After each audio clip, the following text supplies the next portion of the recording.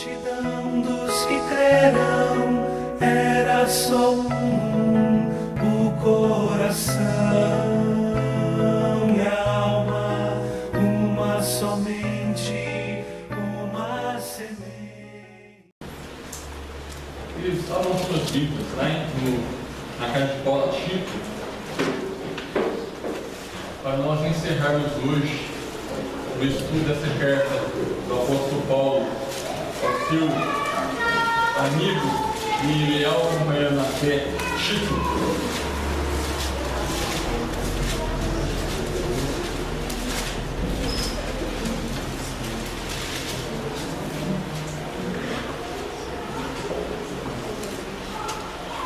Só para nós recapitularmos um pouquinho, bem brevemente, irmãos, nós começamos há algumas semanas a estudar a epístola ou a carta de Paulo a Tito.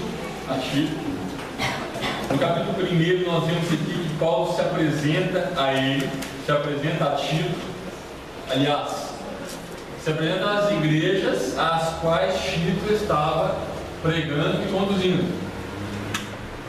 Depois nós vimos que Paulo diz a Tito que era necessário que ele escolhesse e levantasse homens que fossem sinceros, homens cristãos, homens crentes de verdade, homens irrepreensíveis, obrigado, meu irmão, homens irrepreensíveis, bons despenseiros, não irascíveis, não arrogantes, não dados ao vinho, não cobiçosos sob ganância, antes hospitaleiros. Vemos depois que Paulo diz a Tito, para que ele ensinasse às igrejas, que muitos falsos mestres estavam levantando no seio daquela comunidade cristã localizada na ilha de Creta.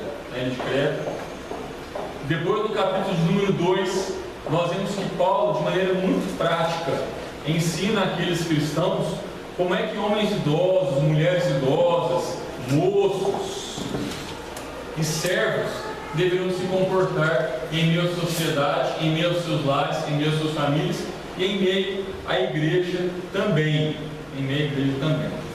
No capítulo de número 3, nós vimos algumas lições práticas que Paulo nos fornece também, dizendo que antigamente, antes de termos nosso coração rendido aos pés da cruz de Cristo, nós éramos pessoas nécias ou loucas, desobedientes, desgarradas, escravos de toda a sorte de paixões, escravos de todo tipo de pecado. Mas hoje, como somos novas criaturas, por causa da manifestação em benignidade de Deus, nós sentimos hoje o derramar e o frescor da salvação que somente Cristo Jesus dá. Salvação essa que nos justifica e nos torna herdeiros segundo ou conforme a esperança de vida eterna que está lá no versículo 7. Aí, do versículo 8 até o versículo 11, Paulo diz a Tito que fiel é esta palavra. Nós vimos semana passada que fiel. Qual fiel é esta palavra? Quanto fiel é esta palavra? É a palavra que nos exorta e nos ensina que antes de Cristo nós éramos pessoas desgarradas e apaixonadas pelo pecado, mas hoje, após Cristo Jesus habitar em nossa vida através do seu Santo Espírito, nós somos e precisamos ser pessoas diferentes que proclamam o nome de Jesus Cristo e que praticam boas obras. E hoje, meus irmãos, do verso 12 até o verso 15, nós vamos concluir essa carta do apóstolo Paulo a Tito.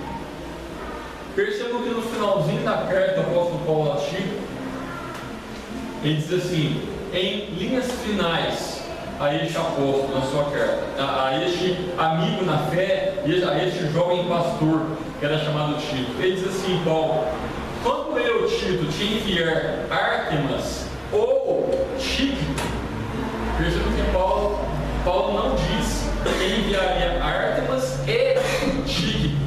Paulo diz que enviaria Ártemas ou Tíquico. Para quê, meus irmãos? Para quê?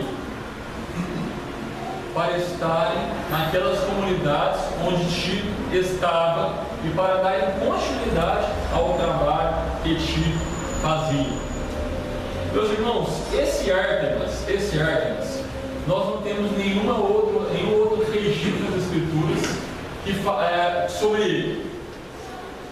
Paulo se contenta em falar assim: Tito, ou eu te envio Ártemas para te ajudar nessa carreira missionária, nessa carreira pastoral, para servir de apoio a você, ou eu te envio Tíquico. Ártemas não sabemos nada deste homem, porém de Tíquico nós sabemos. E não precisamos abrir a palavra de Deus agora, no que eu vou citar, mas este homem, Tíquico, ele teve participação na obra missionária de Paulo, ou nas viagens de Paulo, tanto em 2 Timóteo, quando ele é enviado a Éfeso, para lhe anunciar a palavra, tanto para pregar a palavra também em Jerusalém, lá em Atos.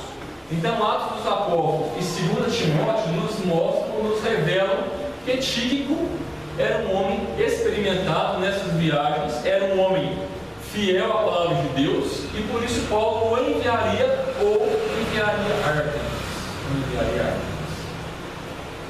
Muito bem, meus irmãos. Uma pergunta para os irmãos: qual deles, Ártemas ou Tíquico, seria conduzido por Paulo a Creta para desempenhar a tarefa de pregar o Evangelho? Qualquer um dos dois. Percebam que Paulo aqui não privilegia nem Ártemas nem Tíquico. Percebam que a palavra de Deus não nos dá um histórico ou um registro de Ártemas, mas nos dá um breve histórico, ou uma breve passagem de Tíquico. A questão é, meus irmãos, não importa se a pessoa é muito conhecida, não se importa se a pessoa é pouco conhecida, não importa se a pessoa tem um grande conhecimento no meio da comunidade cristã, não importa se ela é, como diz o Sr. Luiz hoje, um novato ou uma novata. Não importa. O que importa é o que esta pessoa fará. O que importa é se essa pessoa é ou não instrumento ou ferramenta nas mãos de Deus para o anúncio do Evangelho. Então, Ártemas era um desconhecido? Era. Para nós ele era desconhecido. Tíquico, conhecemos ele um pouquinho. Conhecemos ele em 2 Timóteo e conhecemos ele em Atos dos Apóstolos. Tíquico é um pouquinho mais conhecido para nós do que Ártemas.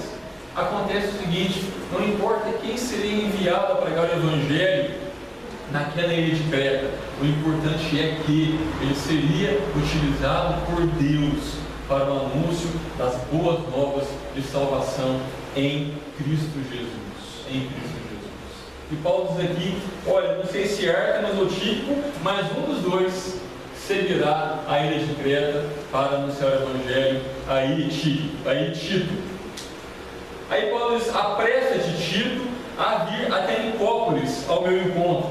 Paulo aí, ele marca um encontro com Tito em Nicópolis. Tito, apressa-te e venha logo, venha rapidinho para Nicópolis, para que aqui eu me encontre com você e você se encontre comigo.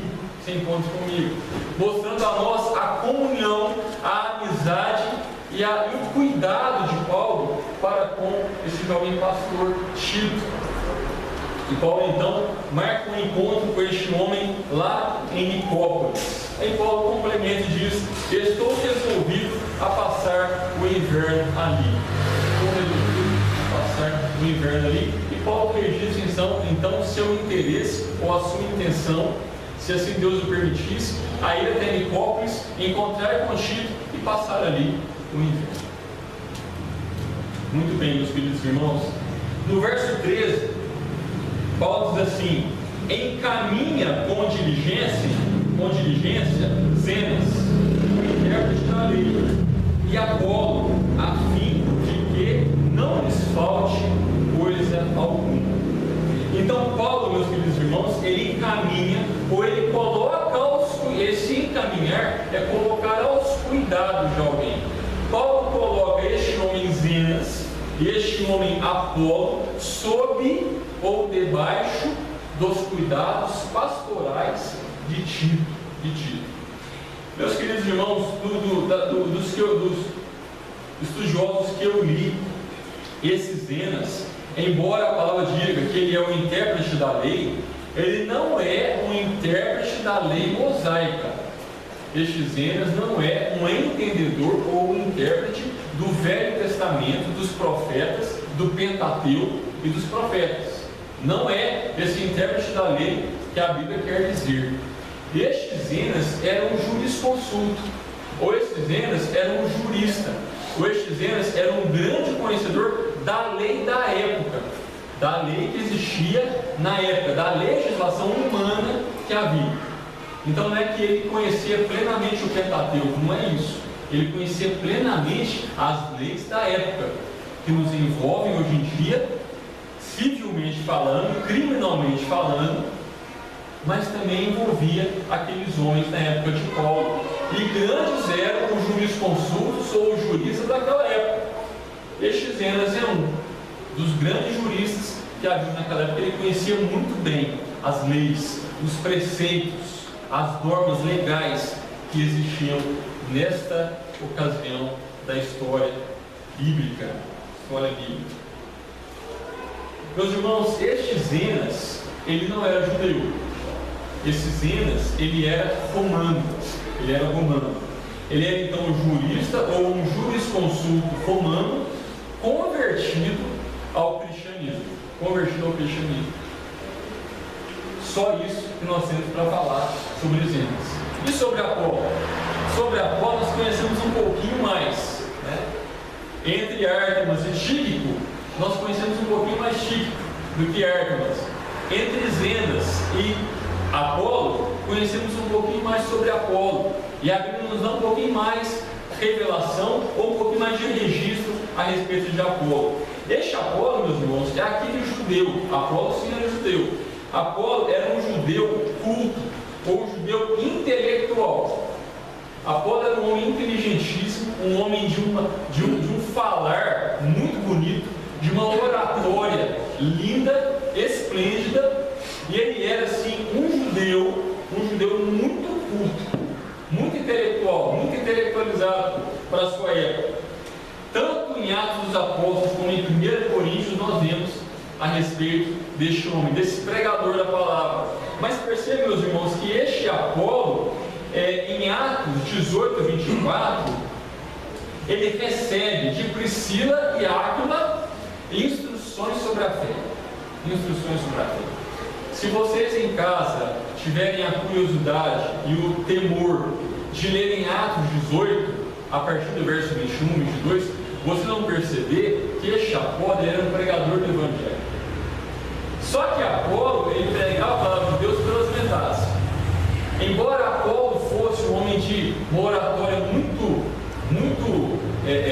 maravilhosa, muito bonita, Apolo, ele pregava a palavra, mas pelas metades. Apolo, ele não pregava o Evangelho na sua inteireza, ele não pregava o Evangelho na sua plenitude, em Cristo Jesus, no Santo Espírito de Deus. Apolo pregava, porém, ele ainda não tinha tido contato ou conhecimento do Espírito Santo.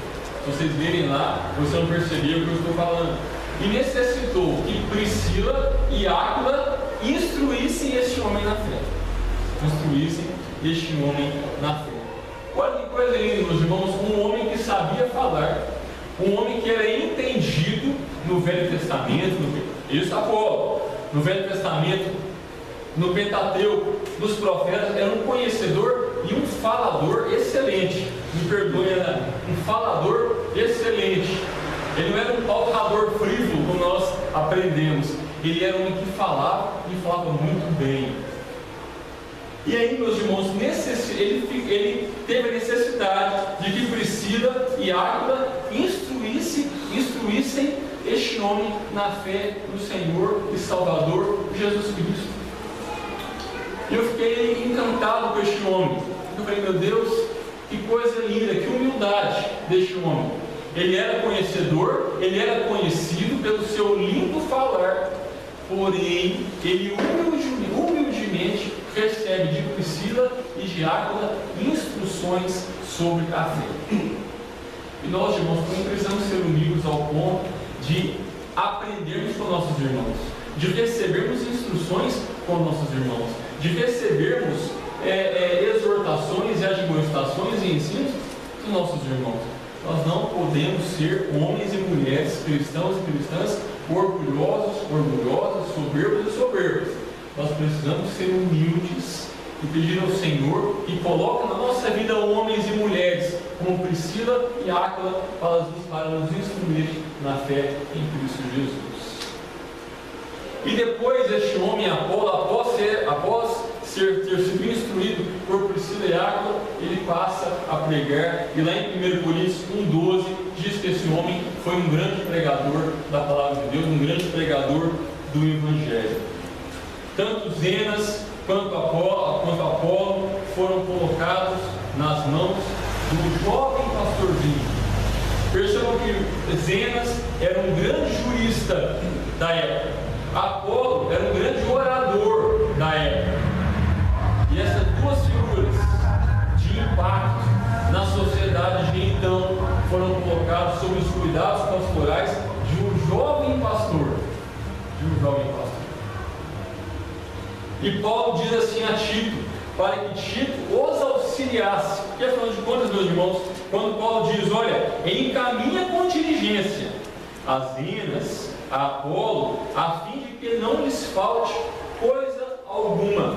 O que é que poderia faltar a Zenas e a Apolo? Cuidado pastoral. Embora esses homens tivessem grande conhecimento em suas áreas, poderia lhes faltar auxílio pastoral, ajuda pastoral, apoio pastoral. E quem é que dá essa ajuda pastoral? Não é só o pastor. Somos todos nós. Somos todos nós. Todos nós podemos ser pastores uns com os outros, no sentido do auxílio, no sentido da caminhada em conjunto, no sentido da conversa, da comunhão, do estarmos juntos. Isso não é apenas figura do pastor. O auxílio pastoral deve ser dado por cada um de nós.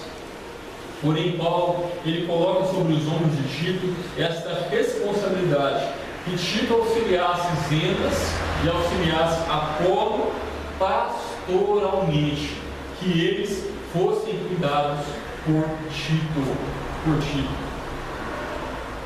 E para que Tito não permitisse que nada lhes faltasse.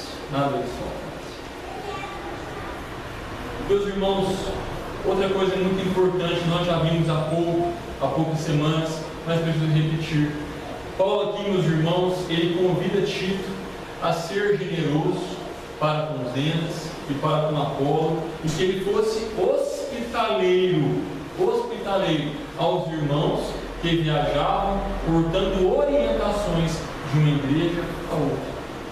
Naquela época, todas as vezes que os irmãos eram encaminhados às igrejas, levando cartas apostólicas, estes irmãos eram convidados a ficar nas casas dos crentes da época. E aqueles irmãos levavam as cartas, levavam as orientações apostólicas, levavam as exortações de Cristo Jesus por meio dos apóstolos. E esses homens eram recebidos com grande generosidade e com muita hospitalidade.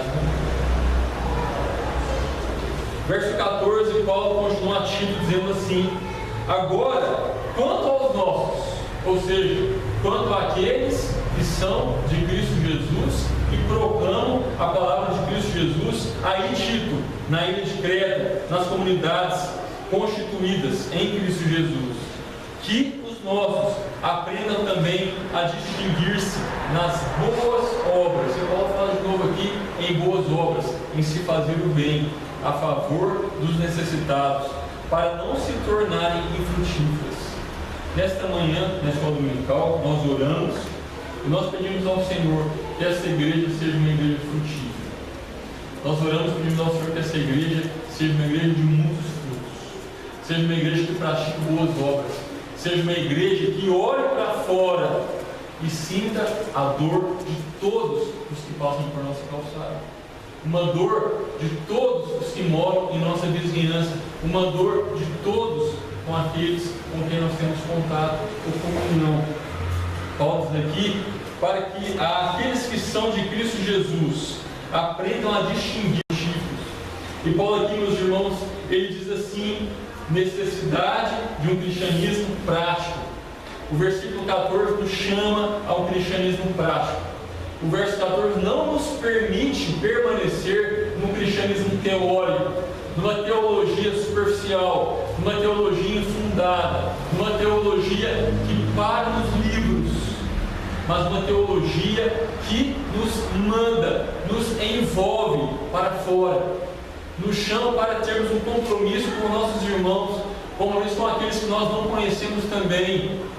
No verso 14, Paulo nos chama a um cristianismo prático. Eu anotei aqui que cristianismo prático significa pregação, mais vida, mais vida. Irmãos, muitos são aqueles que pensam que cristianismo é somente pregação. Muitos se enganam. Cristianismo não é tão somente pregação.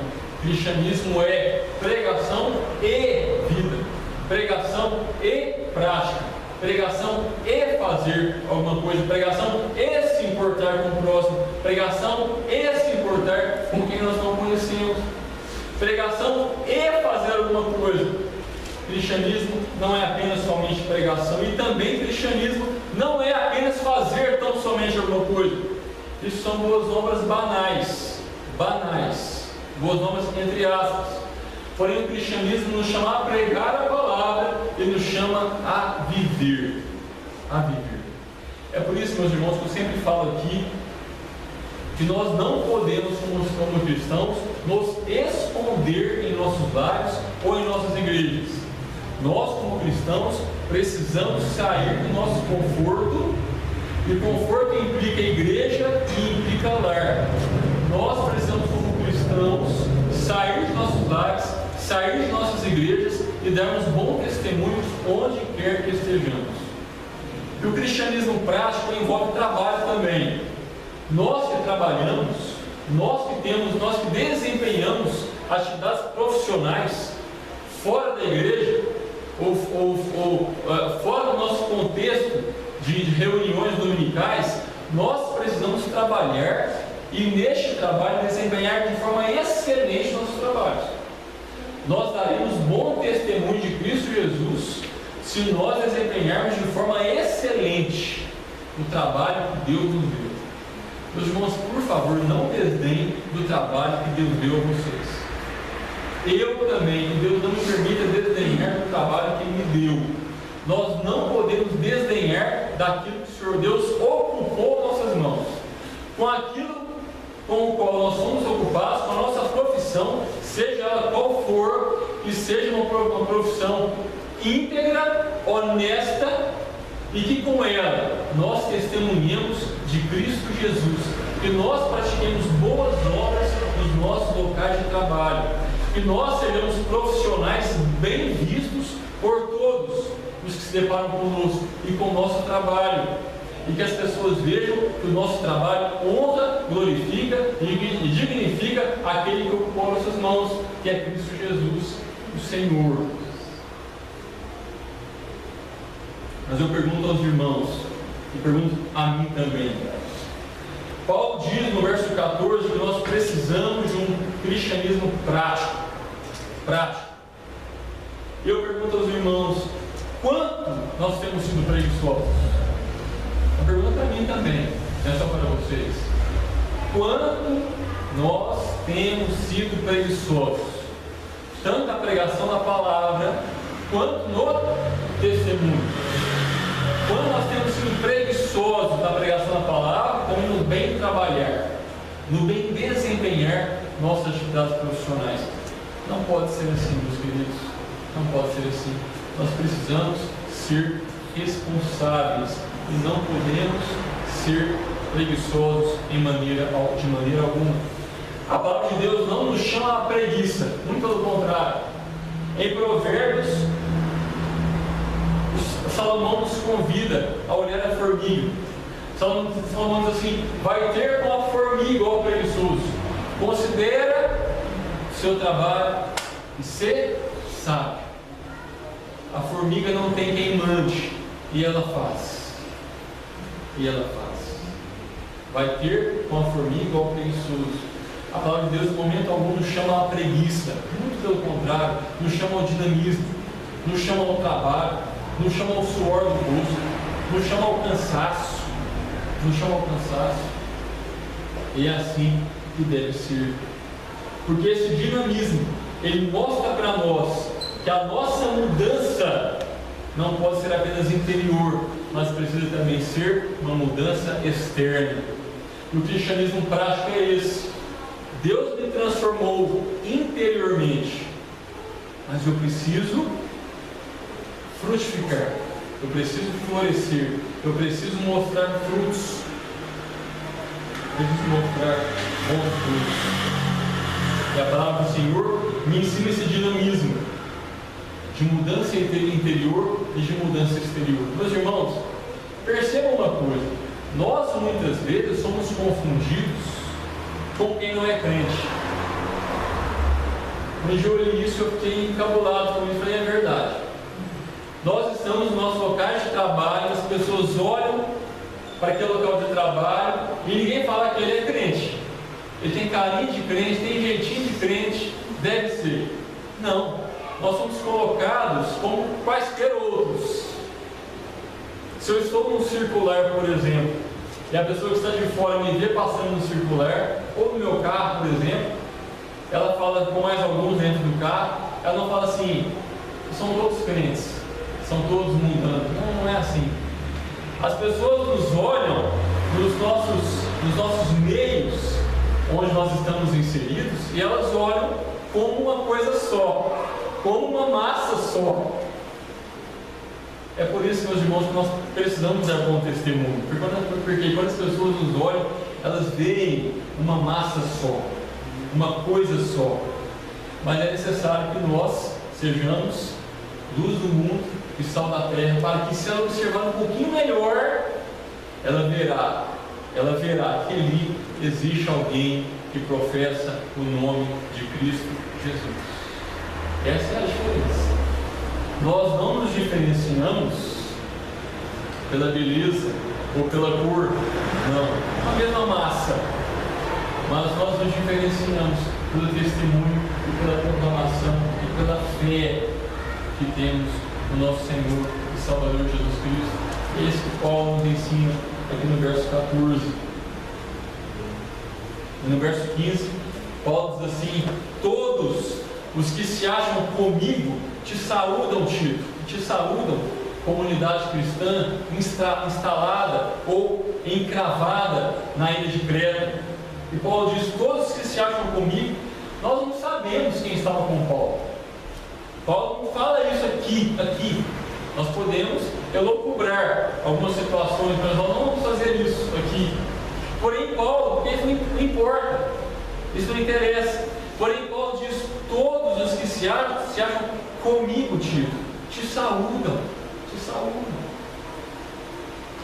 Saúda quantos nos amam na fé.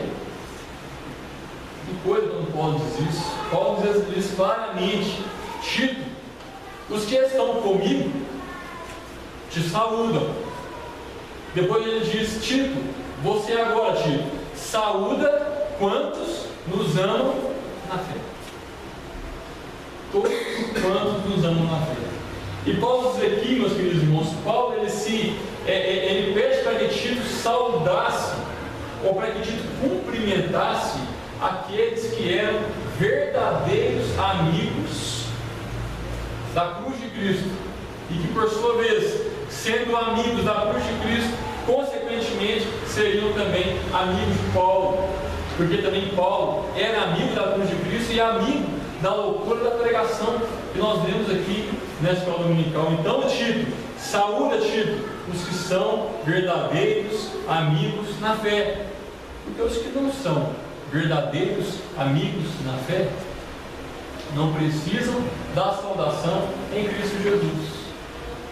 Porque essa saudação, meus queridos irmãos, ela termina depois de todos esses ensinamentos, se eu olho para esses ensinamentos do capítulo 1 até o capítulo 3 de Tito, da carta de Paulo a Tito, e digo, tudo isso que Paulo escreveu é banalidade, tudo isso que Paulo escreveu é falácia, tudo isso que Paulo escreveu é mentira, para mim não serve, para mim não serve. Por que essas pessoas teriam que ser saudadas ou cumprimentadas depois de todo esse ensino que Paulo dá com respeito à fé em Cristo Jesus? Então Tito, saúda aos verdadeiros amigos na fé e aqueles que se amam na fé em Cristo Jesus. Uma pergunta para nós, irmãos: o amor que compartilhamos tem sido exercido ou praticado com lealdade? Quando Paulo diz a Tito assim, Tito, saúda quantos nos amam na fé. Quantos nos amam na fé? Nós aqui hoje nós aqui reunidos, será que nós temos a mesma fé, meus irmãos? Será que nós temos unidade na fé? Será que nós comungamos do mesmo conhecimento? Será que nós comungamos da fé em Cristo Jesus de uma forma una, de uma forma bíblica, de uma forma amorosa? Será que nós temos sido leais uns para com os outros neste amor? Será que nós temos mantido vínculo entre nós em comunhão, em meio a este amor que Paulo fala na fé em Cristo Jesus? É necessário, meus irmãos, que nós sejamos leais uns com os outros. Nós que temos fé em Cristo Jesus, ou nós que compartilhamos da fé em Cristo Jesus, é necessário que nós compartilhemos esta fé uns com os outros. É necessário que nós sejamos leais nesta fé, neste amor, uns para com os outros, em nome de Cristo Jesus. E Paulo, meus irmãos, termina com a menor bênção registrada nas Escrituras. Paulo diz assim: aqueles irmãos da comunidade de Creta, a graça seja com todos vós. A graça seja com todos nós. Irmãos, como nós precisamos dessa graça, como nós precisamos deste favor de Deus, favor esse que nós não merecemos, favor esse que é dado a nós de forma gratuita. Deus não exige nada em troca, Deus não nos pede nada em troca para que possa nos dar dessa graça, ou deste amor, ou dessa benignidade, ou dessa salvação que nós vimos no transcorrer de toda essa carta do apóstolo Paulo a Tito. Irmãos, que essa carta fale ricamente no nosso coração, que essa carta fale algo em nosso coração, para que nós possamos alinhar a pregação da palavra de Deus, mas também com a prática, com as boas obras, com um viver frutificante, com um viver que floresça, que dê bons frutos, um viver cheio das boas obras, por amor ao nosso Senhor e Salvador